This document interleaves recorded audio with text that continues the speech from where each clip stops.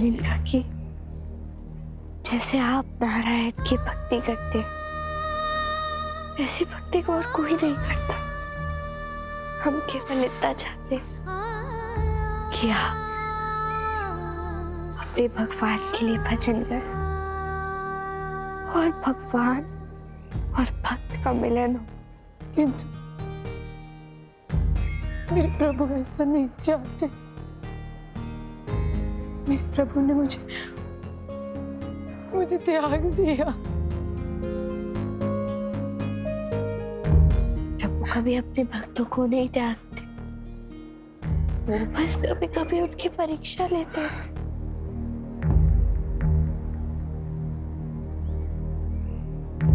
परीक्षा? हाँ काकी, और हमें पूर्ण विश्वास है इस परीक्षा में आप खरी उतरेंगी। आइए हमारे साथ। महाराज, क्या हो गया आपको? आप केवल अपनी दीक्षा चुकाने के लिए किसी निर्दोष की हत्या कैसे कर सकते हैं? हम युगों युगों से दान दक्षिणा करते आए हैं और कभी भी असफल नहीं हुए, और इस बार भी हम अपने दान दक्षिणा का कर्म निभा के रहेंगे। परंतु अपना धर्म निभाने के लिए किसी की हत्या करना तो स्वार्थ हुआ, और स्वार्थ पूर्ति से बड़ा कोई अधर्म नहीं।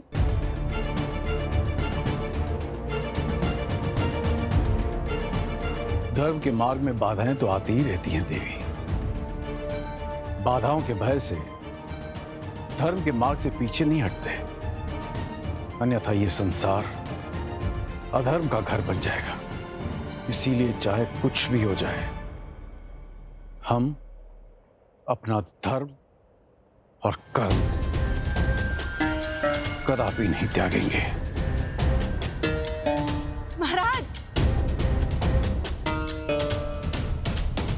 पता नहीं कौन सी माया की है उस असुर ने, जो महाराज को अधर्म धर्म और धर्म अधर्म प्रतीत हो रहा है। अब तो केवल गंगा ही इन्हें समझा सकती है, किंतु इस समय न जाने कहाँ होगी मेरी पुत्री।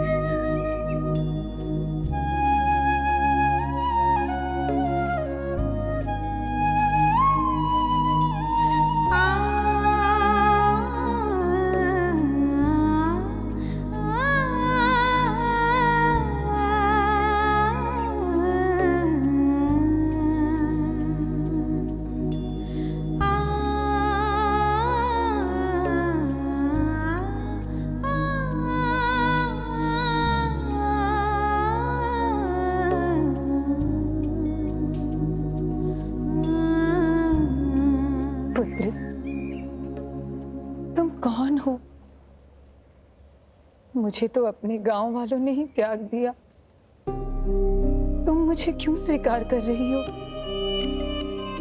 काकी, हम भी आपके समान ही भगवान विष्णु के भक्त हैं। भगवान विष्णु, वह तो मेरे भी परम आराध्य है। मिलकर तुम फिर से स्वयं के लिए भोजन ले आए। तुम्हारा पेट नहीं भरता क्या? गंगा, इस बार मैं स्वयं के लिए नहीं, काकी के लिए फल लाया हूँ। उन्हें भूख लगी होगी ना?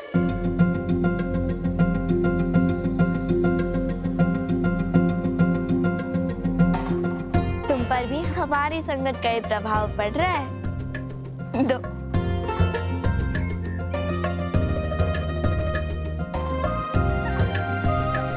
लीजिएगा कि भोजन कीजिए। हमने बहुत दिनों से कुछ ग्रहण नहीं किया होगा, ये ग्रहण कीजिए। पुत्री, अपने भगवान को भोग चढ़ाए बिना मैं भोजन कैसे ग्रहण कर सकती हूँ? किंतु मेरे प्रभु तो मुझसे इतना रुष्ट है कि मेरी पूजा तक नहीं स्वीकार कर रहे। काकी, यही तो पूछने हम आपके पास आए हैं। जब आपके द्वारा दिए गए पुष्पों को दूसरों ने चढ़ाया है, तो आप स्वयं को क्यों दोषी मानते हैं?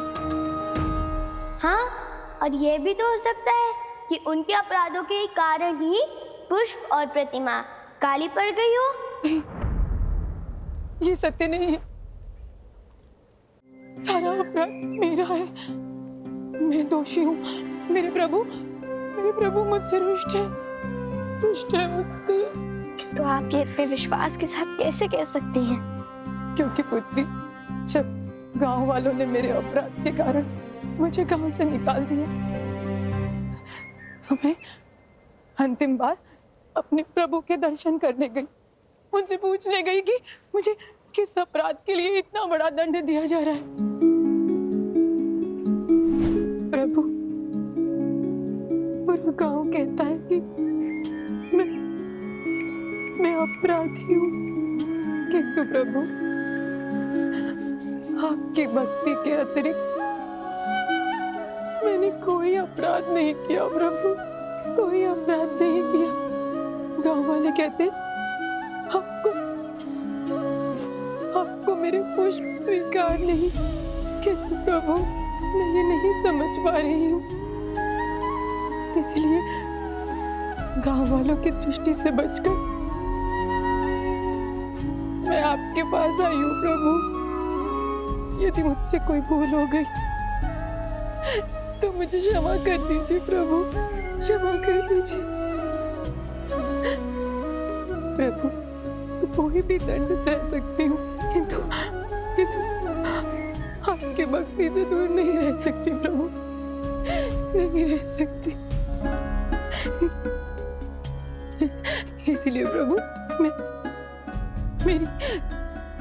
मेरी ये हर श्रृंगार की माला स्वीकार करें। प्रभु, मुझे अपनी भक्ति की अनुमति दे। प्रभु, अनुमति दे।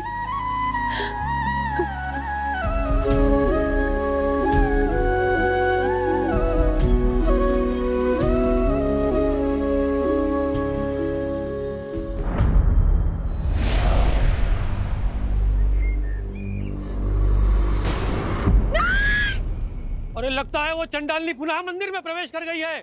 हमारे मना करने के बाद भी उसने हमारे भगवान को अपवित्र कर दिया। चलो पकड़ो उसे।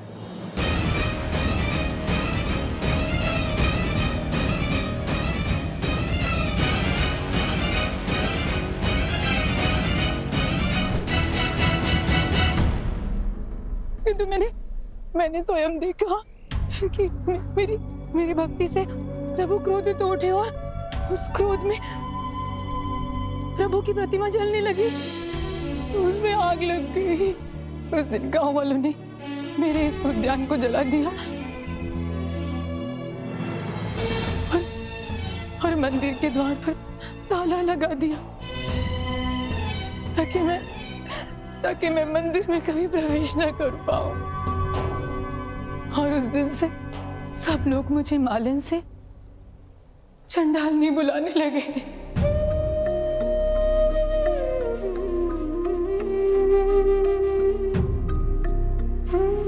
काकी, हम नहीं जानते उन्होंने आपके साथ ऐसा क्यों किया, हम तो इतना अवश्य जानते, किसी भी भक्त के साथ ऐसा करना बहुत बड़ा अपराध है। और यदि ऐसा ही हुआ तो संसार में सबका भक्ति से ही विश्वास उठ जाएगा।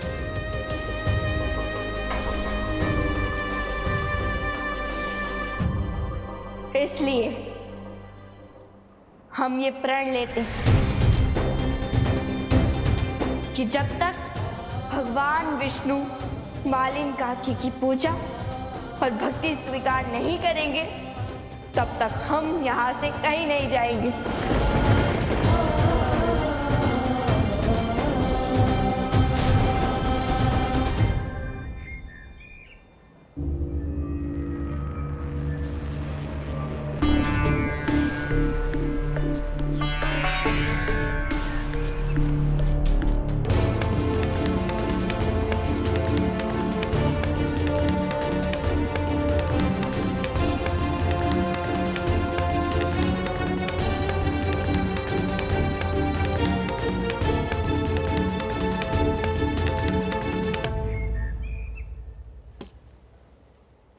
गंगा, आपने प्रण तो ले लिया मालिन काकी को भक्ति का अधिकार दिलाने का। आपको कुछ ज्ञात है जिससे ये प्रण पूर्ण हो सकता है? ये तो हमने अब तक नहीं सोचा। तो तुम तो किसी भी समस्या का समाधान ढूंढ लेते हो ना, तो इस समस्या का भी कोई ना कोई समाधान ढूंढ लो। गंगा, यही तो समस्या है कि ये समस्या एक नहीं है। एक और संपूर्ण गांव वाले मालिन काकी की भक्ति के विरोधी हैं, और दूसरी समस्या ये है हम नहीं जानते कि भगवान विष्णु मालिन काकी की भक्ति को स्वीकार क्यों नहीं कर रहे हैं। ठीक है, तो पहले हमें पहली समस्या से आरंभ करना चाहिए। हम मालिन काकी को गांव ले जाएंगे और उसके पश्चात जब उन्हें उनकी भक्ति का अधिकार मिल जाएगा फिर हम दूसरी समस्या का भी समाधान ढूंढेंगे। किंतु गंगा, हम तो देवी सती की खंडित शक्तियों को पुनः स्थापित करने की यात्रा पे निकले थे, तो ऐसे नीलकंठ, यहाँ का गांव समाज एक स्त्री की भक्ति और आस्था पर प्रहार कर रहा है, उनके मान को खंडित कर रहा है। ऐसे में मालिन काकी को अधिकार दिलाए बिना हम देवी सती की स्थापना यात्रा कैसे पूर्ण कर सकते हैं? मैं समझ गया गंगा, हमें असुरों का अंत करने से पहले मनुष्य के मन में बसने वाले असुरी तत्वों का अंत करना होगा। हाँ नीलकंठ, हमें मालिन काकी को गांव ले जाना होगा। हम उन्हें तैयार करते हैं। देवी गंगा, यही आपकी विशेषता है कि आप सदैव सबका शुभ और मंगल करना चाहती हैं। आपकी यात्रा केवल शक्तिपिंड की स्थापना की यात्रा नहीं है, अपितु संपूर्ण संसार के कल्याण की यात्रा है।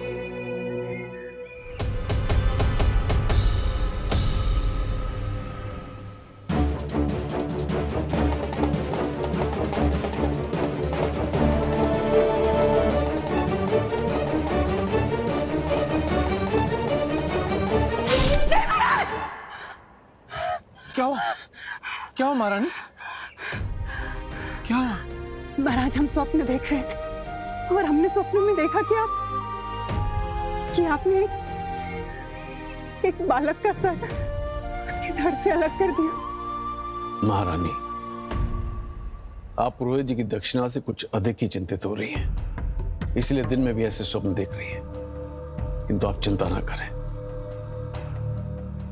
हमने सोच लिया है पुरोहित जी को उनकी दक्षिणा कैसे चुकानी है। जी महाराज, हम पुरोहित जी की दक्षिणा को लेकर बहुत चिंतित थे और इसीलिए हम महल से वन तक आपके पीछे चले आए।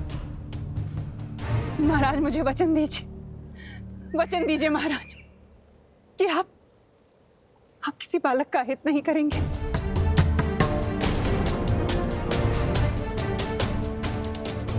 देवी, आप जानती हैं हम आपको ऐसा वचन नहीं दे सकते, अन्यथा हम पुरोहित जी को उनकी दक्षिणा नहीं चुका पाएंगे। महाराज, दक्षिणा की बातें तो बहुत हो रही हैं, किंतु ये नहीं पता लग रहा है कि मेरी दक्षिणा मिलेगी कब।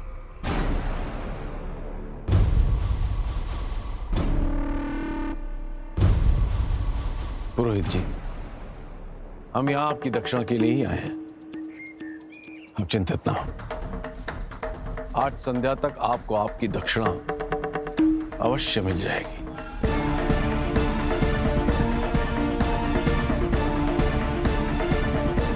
चलिए।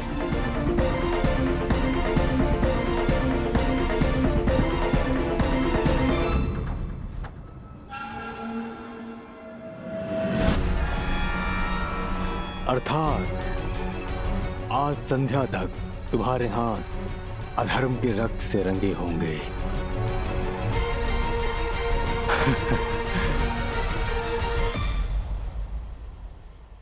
काकी, भगवान केवल भक्त की भक्ति से ही प्रसन्न होते हैं, इसलिए आपको हमारे साथ गांव चलना होगा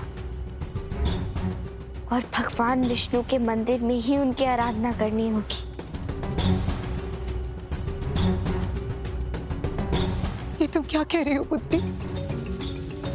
तुम्हें ज्ञात है ना कि गांव वाले मेरा स्वर भी नहीं सुनना चाहते। यदि मैं वहां गई तो काकी, हम जानते हैं आप भयभीत हैं, किंतु अपनी भक्ति के लिए आपको अपने भय को जीतना होगा। पुत्री, मैं स्वयं के लिए भयभीत नहीं हूं, किंतु यदि मेरे गांव जाने से सचमुच कोई अनर्थ हो गया तो, या गांव वालों का हित हो गया तो मैं स्वयं को कभी क्षमा नहीं कर पाऊंगी। काकी, भक्त और भगवान, इनसे कभी किसी का हित नहीं होता। आप अपनी भक्ति पर विश्वास रखिए और केवल अपने लिए नहीं, सभी गांव वालों के लिए, भले के लिए आपको वहां चलना होगा, क्योंकि अब केवल आपकी भक्ति से ही उनके हृदय का बैर और द्वेष मिट सकता है।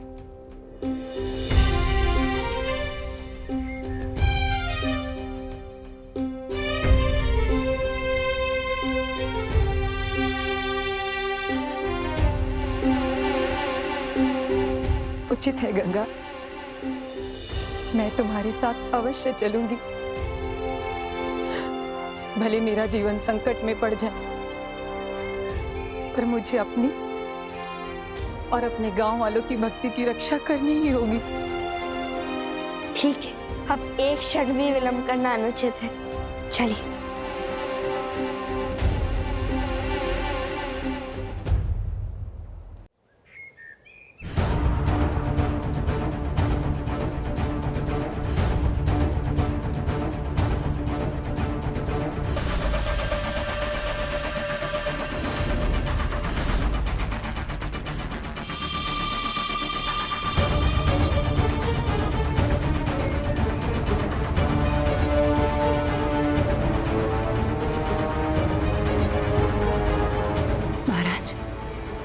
महाराज अब क्या सोच रहे हैं? जब तक हम पर पुरोहित जी की दक्षिणा का ऋण है, उसके अतिरिक्त हम कुछ नहीं सोच सकते। परंतु महाराज, एक अबोध बालक के वध से बड़ा कोई अधर्म नहीं हो सकता। महारानी, दान दक्षिणा का ऋण जन्म जन्मांतर तक हमारे साथ रहता है, इसीलिए उस ऋण को चुकाना हमारे लिए हमारी प्राथमिकता है। हमारे लिए सबसे महत्वपूर्ण है वो। नहीं, चाहे कुछ भी हो जाए, किंतु मैं महाराज को यह अधर्म नहीं करने दूंगी।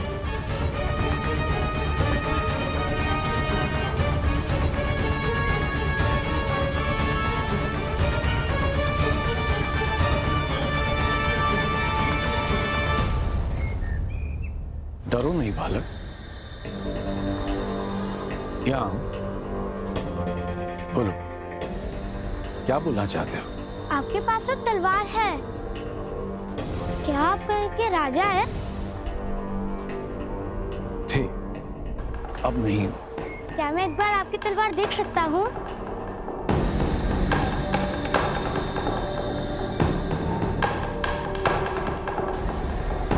अवश्य पुत्र, किंतु स्मरण रहे, तलवार नहीं, सदैव उसकी धार देखी जाती है। महाराज, नहीं महाराज, मैं आपको यह धर्म नहीं करने दूंगी। हम तो बालक की इच्छा पूर्ति कर रहे हैं महारानी, और ये कोई अधर्म नहीं है। सबको तलवार देखने का अधिकार मिलना चाहिए। देखने दीजिए उसे।